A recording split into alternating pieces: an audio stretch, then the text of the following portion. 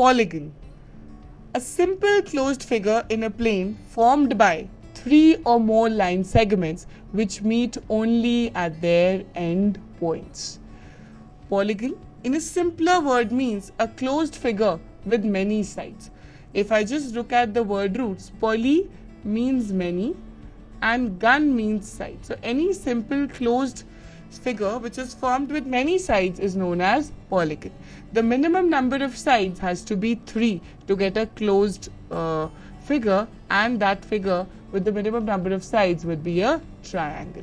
If you have 4 sides, it will be termed as a quadrilateral, the concept of which we have already studied. Let's look at the figure on your right. So a polygon is there with the number of sides equal to 6. These will be termed as interior angles. That means the angle which is formed with 2 adjacent sides are interior angles. The number of sides and the number of vertices are same. So if there are 6 sides, there will be 6 vertices, or if it's a 6-sided figure, there will be same number of interior angles and same number of sides. If you join any 2 non-adjacent vertices, what you get is a diagonal. So in this figure, there could be various diagonals. That means if you join this with this vertex, it will be another diagonal. If you join this with this vertex, you will get another diagonal, and so on. So there will be various diagonals that you can draw by joining the 2 non-adjacent vertices. To count the number of diagonals, I can use the formula NC2 minus N. Now this NC2 will give me the total number of lines that can be formed with n points taking 2 at a time. Out of the total number of lines, n lines will be taken as the sides of this polygon and hence will be subtracted to give me the number of diagonals. If you solve this, it will give you n into n minus 3 by 2. So if you just solve this, this is the formula that you would get for the number of diagonals. Now polygons can be classified into various types depending upon their characteristics. The first one being convex polygon. Convex polygon is a polygon whose all the interior angles are less than 180 degree. So if I look at the polygon on the right, all the interior angles that I have are less than 180 degree, and such a polygon would be termed as a convex polygon. The second one being a concave polygon. If one of the interior angle you can see here is greater than 180 degree, such a triangle where at least one interior angle is greater than 180 degree will be termed as a concave polygon. And there will be at least one line that you can draw that passes through 2 or more than 2 sides. Another classification could be regular polygon. If all the sides of a polygon are equal, I'm not talking about the number of sides. The number of sides could be 3, 4, 5, 6, 7, 8 and so on. But if all the sides measure equal, are equal, the kind of polygon we call is a regular one. If all the sides are equal, regular. If the sides are not equal, the polygon would be termed as irregular polygon. In case of an irregular polygon, the interior angles, all the interior angles are not the same. Whereas in case of regular, all the sides, all the interior angles, everything measure the same. Let's move ahead and let's look at sum of all the exterior and interior angles of a polygon. In case of any polygon, the sum of all the interior angles is given by the general formula n minus 2 into 180, where n represents the number of sides. So if you look at the case of triangle where the number of sides n is equal to 3, you will get sum of all the triangles as 180 degree. If you put the value of n as 4, which is a quadrilateral, sum of all the interior angles of a quadrilateral will turn out to be 4 minus 2, 2 into 180, which is 360 degree, the concept that we have already learned. Now, if the polygon which is given to you is a regular polygon, regular means all the interior angles would be equal, then each interior angle would be the sum, which is n minus 2 into 180, divided by the number. So I can find out the value of each interior angle on the basis of the number of sides. And therefore, each exterior angle would also be same. Exterior angle and interior angle sum up to give you 180 degree. So each exterior angle would be 180 degrees minus the interior angle that you have calculated here. Another way of looking at the things is, in case of any polygon, sum of all the exterior angles is 360 degree. So all the angles in any polygon would add up to 360 degree. If the figure is a regular figure, then all the exterior angle will be equal and each exterior angle would be 360 degrees divided by n. N here is the number of sides. If you know each exterior angle, you can find out each interior angle, because interior angle and exterior angle sum up to 180 degrees. So it will be 180 minus the exterior angle that you have. So you can use any method to find out exterior or interior. Both the methods would give you the same result. Let's look at the common regular polygons that we have. So if the number of sides are 3, the figure is termed as a equilateral triangle.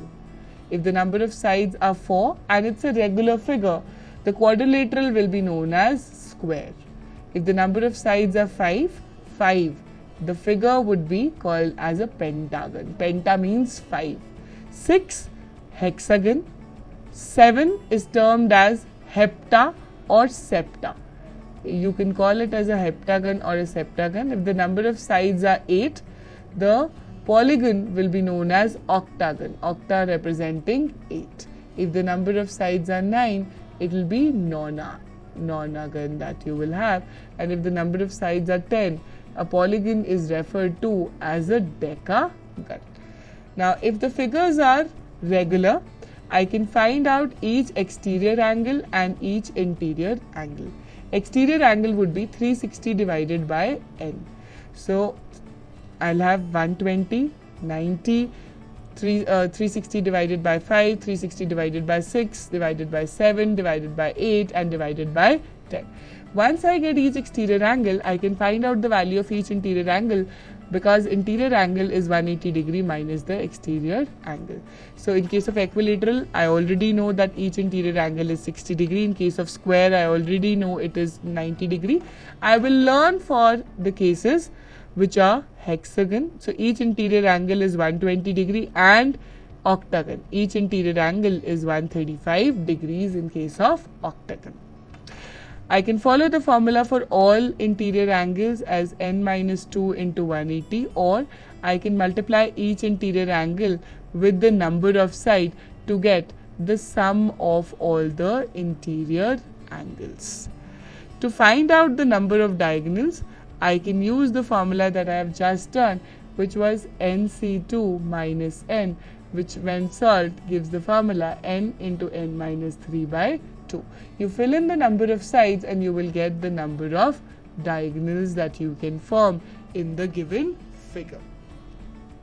Let's talk about two special cases, one being the hexagon, another being an octagon. Hexagon is a figure that looks like this. It's a 6-sided figure, so the number of sides is 6. The number of interior angles that you would get are also 6. If I calculate the measure of each angle, 360 degree divided by 6, so that means 60 degree is an exterior angle. So each interior angle would be given by 180 degrees minus 60, which is 120 degree. So if you talk about all the sides are equal, I am talking about a regular figure that I have, and all the internal angles are 120 degree. If you just look at this, they're all 120 degree that I have. If you look at the central angle, 360 degree is divided into 6 parts. So that means each internal angle that I will have would be 60 degree. So I can look at it in a way that an angle bisector of the vertex angle, so that means this is 60, this is 60, is dividing it into 6 equilateral triangles. A hexagon is composed of 6 equilateral triangles. The length of these diagonals, the ones which are actually the angle bisectors, comes out to be 2s.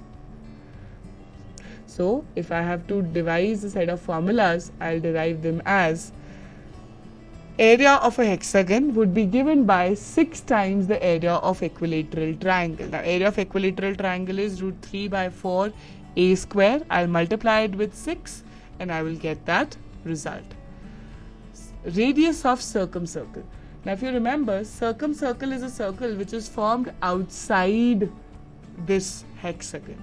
So if I go back to the figure and look at it, a circle which will be formed outside this.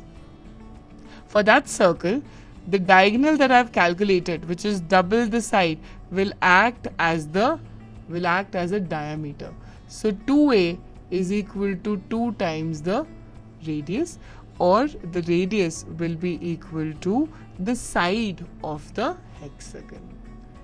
Incircle radius. Incircle is a circle which is formed inside. Now if you look at it, for this, the height of this hexagon will act as the diameter. So height of an equilateral triangle, which is root 3 by 2a, will act as the radius for the incircle. So I can calculate the incircle radius and the circumcircle radius. Let's look at the next case, which is the case of octagon. Octagon is an 8-sided figure that you have. So each exterior angle being 45 degrees and interior angle being 135 degrees. So all these interior angles are 135 and all the exterior angles are subsequently 45. If you look at the central angle of 360 degree is divided into 8 parts. So that means every segment, this thing will make an angle of 45 degree at the center. Now if I look at angle bisectors, this angle bisector would be making this as an isosceles triangle because this angle is coming out to be equal to this angle. So I can say that octagon is composed of 8 isosceles triangles. They are not equilateral, but they are composed of 8 isosceles triangles. Area of this would be 8 times the area of one triangle. However, it is a little difficult to find out the area of an isosceles triangle because the angles which are given to you are not standard angles that we have. So we will break it into another way and then easily find out the area. So let's look at the other properties of an octagon. This is the way I can break it up to find out the area. So if I just draw lines which are actually intersecting at 90 degrees, that means they are perpendicular to each other, I'll be able to divide this into a rectangle. If this is 135, this will be 90, this will be 45. Similarly, this will be 45, this will be 90. 90, 45. So all the 4 triangles that you get here would be congruent. This rectangles that you get would also be congruent with one side equal to a and another side equal to a by root 2. Now this a by root 2 has been derived from this isosceles triangle. This side square plus this side square is equal to a. So I can find out the length of this side as a by root 2. So if I just look at it, area would be given by 4 times the area of right angle triangles that I have plus 4 times the area of the rectangle plus the area of the square that you get in the middle. So if I just look at it, 4 times the area of a triangle, which is a by root 2 into a by root 2 into 1 by 2 plus 4 times the area of rectangle plus the area of square. So the formula that I can look at it is 2 plus 2 root 2 a square, or I will write it as 2a square into 1 plus root 2. Now, if I have to find the radius of the circumcircle is formed outside this triangle, I would look at the diagonal that is there, which is AE, will act as the diameter of that, and if I look at the length of AE will turn out to be equal to A into 1 plus root 2 divided with 2 to get to the radius. Similarly, radius of incircle, if you have to find out, you would look at it. For an incircle, the height of this octagon, so this will be this side plus A plus this side, will act as a diameter. So I can find out the radius by just dividing the diameter or the height of an octagon with 2.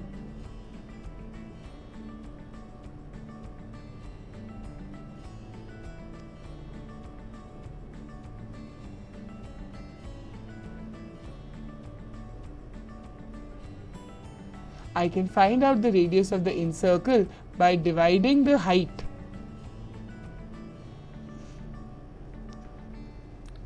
I can find out the radius of the incircle by finding out the height.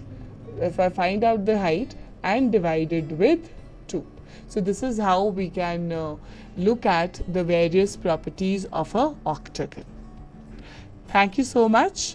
For further topics, refer to other presentations.